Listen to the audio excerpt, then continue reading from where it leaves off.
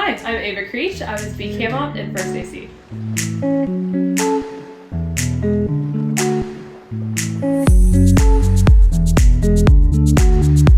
I think this crew was just amazing to work with, and I came in like halfway through the shoot for just the last few days, and I was really just welcomed by everyone.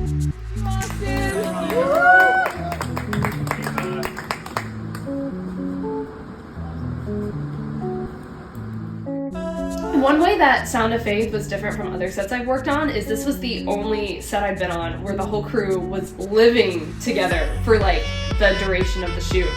We all got to basically experience life together for a week, and it was so much fun. It was just like a big sleepover most of the time.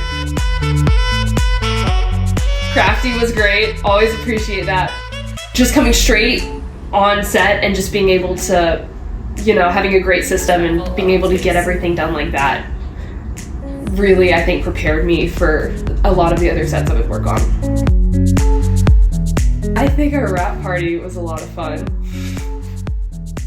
I'm very excited to see how it all cuts together, and I love the fact that you're incorporating like live music into this film. Yeah, that's gonna be really cool to see how that's edited together.